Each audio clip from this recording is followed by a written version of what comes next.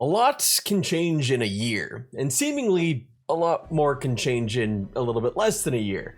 And I really wasn't ready to continuously say how wrong I was about the demise of Star Wars: The Old Republic, but that's where we are. Because they have an update right now that was good enough that I actually wanted to talk about it.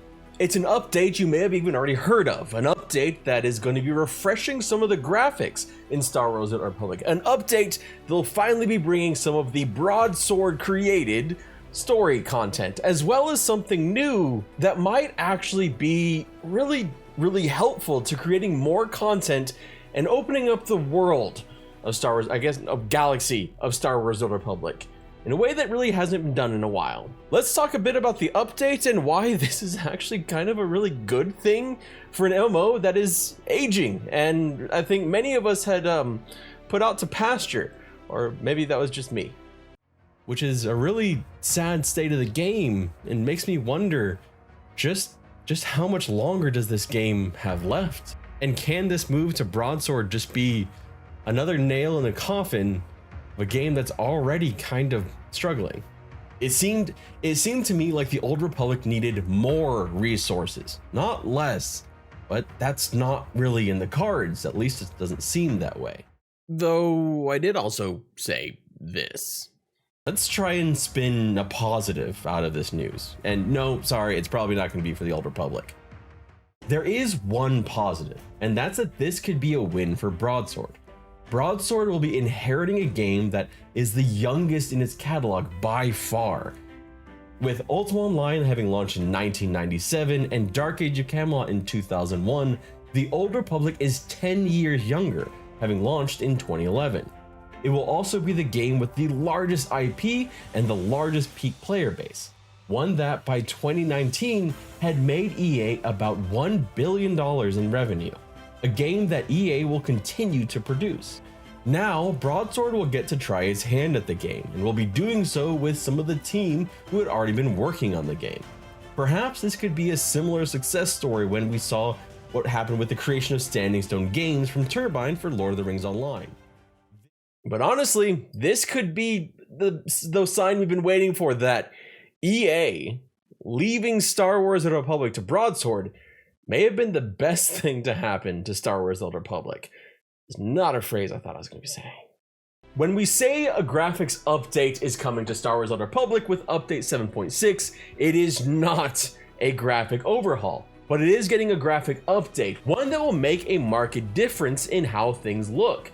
And some of them look remarkably better, like the statues on Korriban that you're seeing here on screen now. These refreshes are going to be happening all over the planet, kind of just like sprucing up the game, changing some of the way the lighting works, and changing some of the different textures here and there to just make the game look just that much better.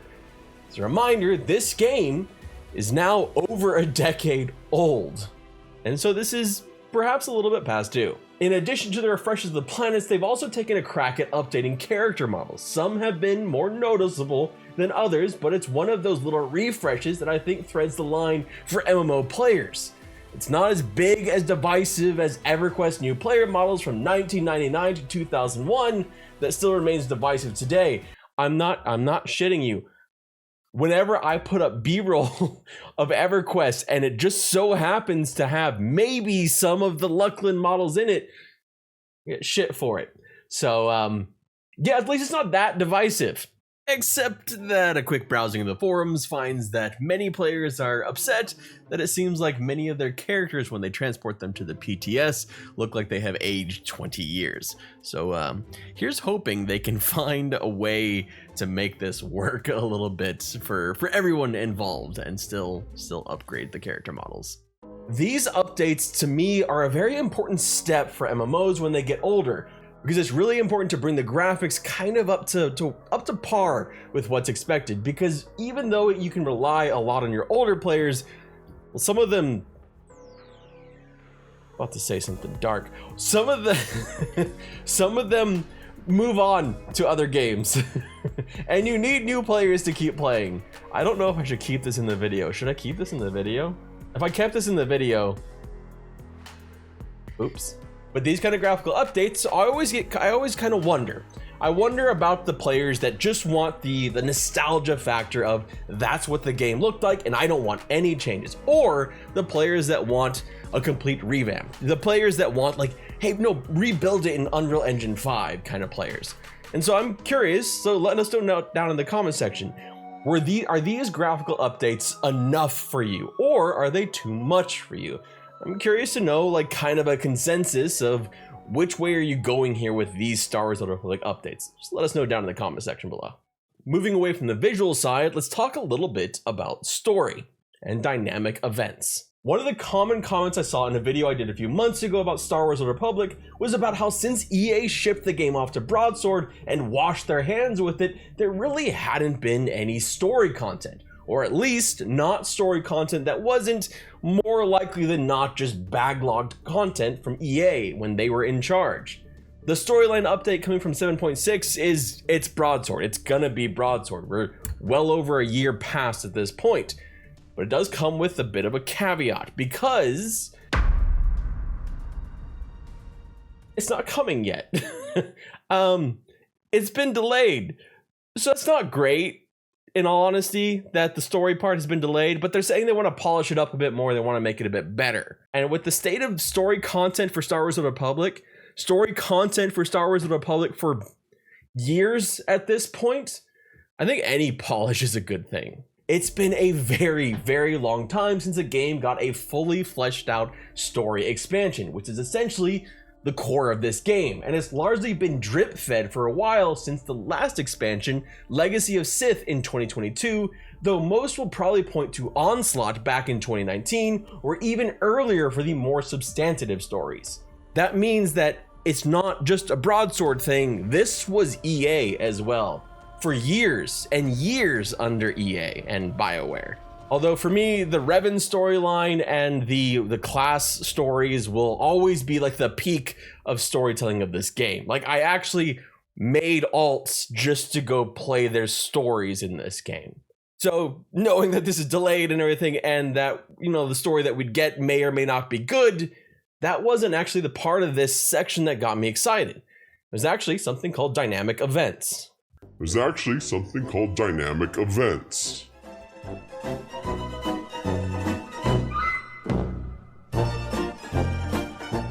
Sorry, fuck. I've been saying events this whole time, haven't I? It's dynamic encounters. It's not events, it's dynamic encounters. I have a script. Dynamic encounters will bring you back to older planets like Tatooine or Hoth to engage in new activities, like becoming a gonk droid to help advertise a band. But that's just the non-combat. They also have combat encounters, like kicking a bunch of people into a Sarlacc pit. The short of this is that these are basically just timed quests with multiple stages with some pretty good rewards, but the reason why something like this excites me is specifically because I've played MMOs so damn long. You eventually see MMO zones essentially die. Few people on EverQuest Live go back to Kithakor Forest or Guk until they start up Fabled Encounters every year. Few people revisit entire expansions in World of Warcraft or EverQuest 2. Hell, the former game, it actually encourages you to skip entire expansions. And EverQuest 2 probably should. Dynamic encounters like this are a reason to go back. They're also probably a big reason why they were able to consider spending time and money on the graphic updates to those planets. Now, I want to point that out specifically because when we talk about Lord of the Rings Online and we talk about EverQuest 1, they have specifically talked about not having the resources or the return on investment to go back and update things because no one's gonna do it. No one's gonna be in those zones. No one's gonna be using that content. Now, while that can be debated, especially when you have something like legendary servers and progression servers, but that is a reason they have used. So in this instance, dynamic encounters are revitalizing old zones, which I think is one of the biggest issues when you get to MMOs of this stage, when you have all of this content, but then no one's freaking playing it. And I think stuff like this that brings you back to those places is an incredibly important thing for MMOs to consider and find unique and innovative ways to do it.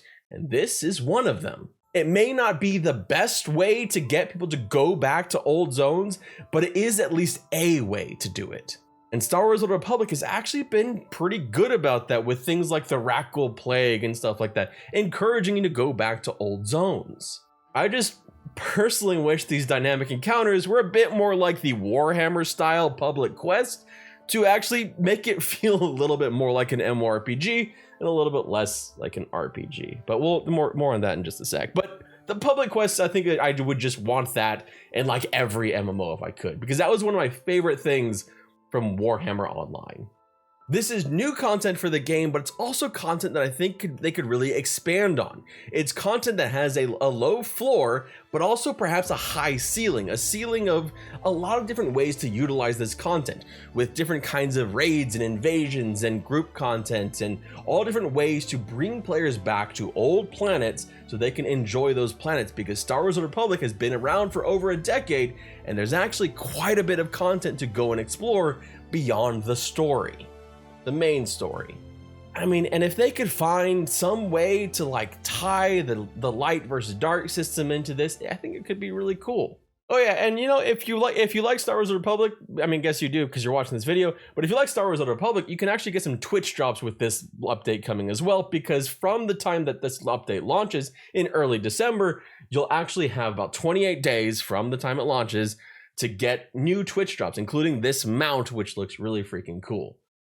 You just got to go watch some streamer for about 4 hours. So go find your favorite Star Wars: Old Republic content creator and just leave them a lurk and get that mount.